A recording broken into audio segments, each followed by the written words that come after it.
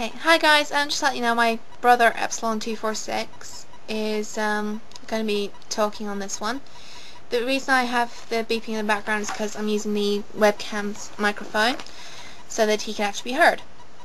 We wanted to talk a little bit about vampires in literature, or as they appear in literature, and the problem with that we have with Twilight vampires, or Twipires as I'm going to call them from here on out.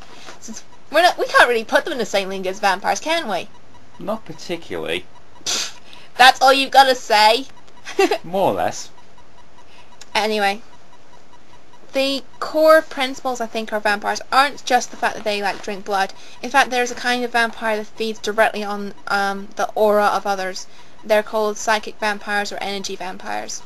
The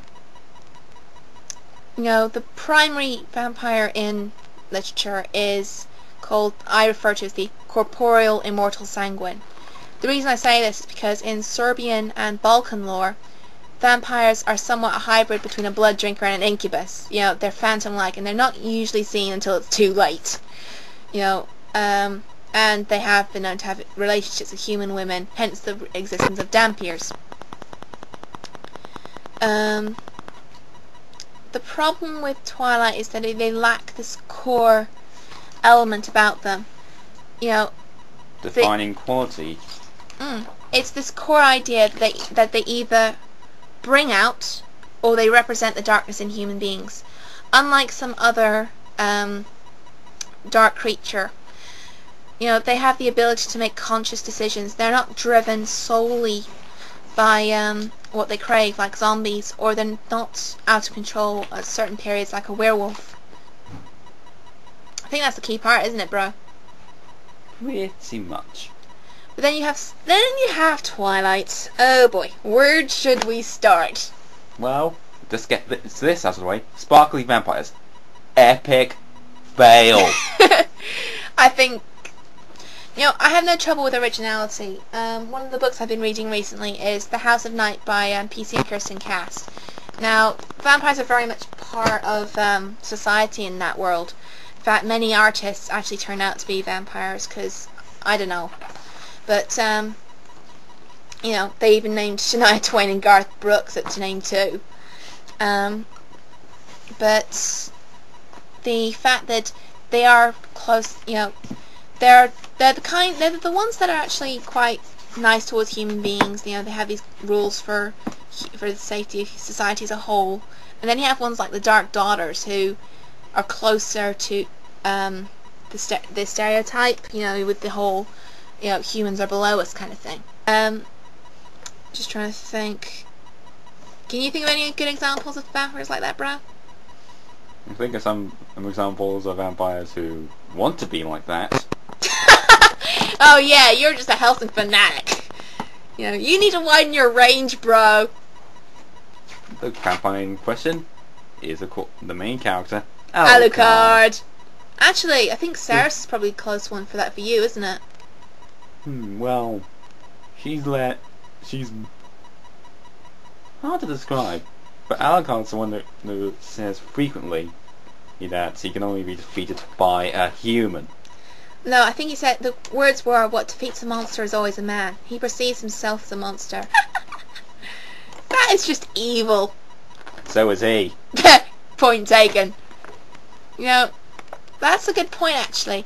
Attitude can change the whole thing. You got D, who can waver between stoic and then, he has this cruel moment. He threatened to wipe out an entire village because they threatened to take his client away. Oop. So you've got quite a few elements there. And then you go. Then there's the very protective element to that. Yep. That's a good point. Quite a lot of vampires do seem to be territorial. That's the thing though, it's like Alucard has a wavering attitude as well. He can be protective of Integra, he can be demeaning to others, but he can show respect as well. He has In particular, he shows a lot of respect to Anderson. In his own weird way. Hence, why when Anderson does a specific thing, not wanting to reveal any spoilers, he refers to the guy as a goddamn fool. Which is something very unusual for a guy whose whole existence is around rejecting God. It's like, I think the Dampiers are a good example of the whole core principle of vampire fiction, because, you know, they're rejected by vampires for not being a pure vampire, and they're rejected by humans because they could lose control to their vampiric urges.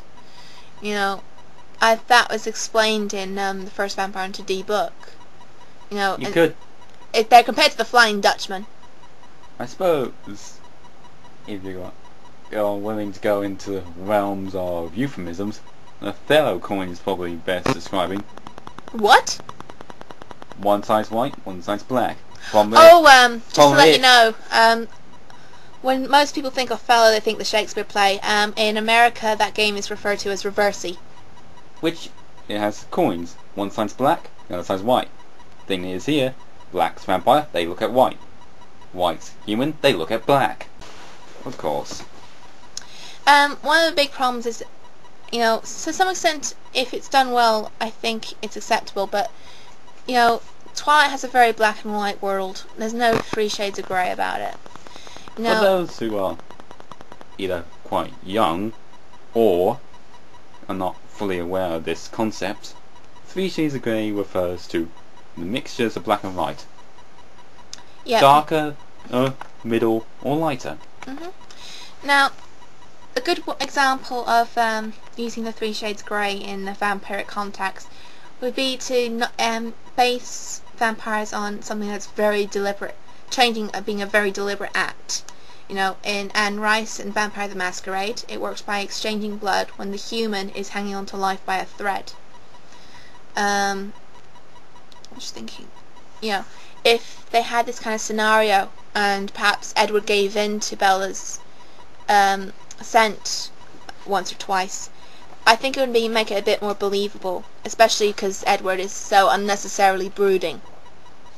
Could you think of any more examples, bro? Well, if you must have me quote Helsing again,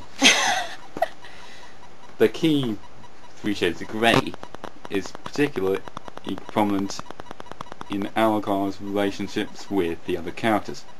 Principally, is much lighter grey with protecting Integra from and her would-be assailant, to is somewhat middle grey in his combat with Anderson.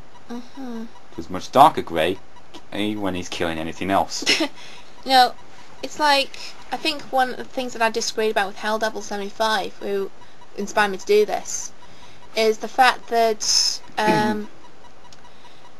the vampires and being human aren't actually dependent on blood to survive. It's more like a potent drug addiction. You know, what did you think of being human, bro? Well, this was interesting.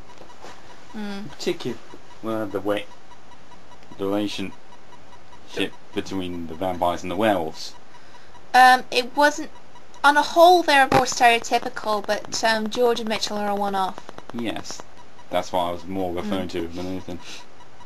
But the whole thing about them working in a hospital was a bit ironic. Minus being ironic, shows that they can be very good-natured.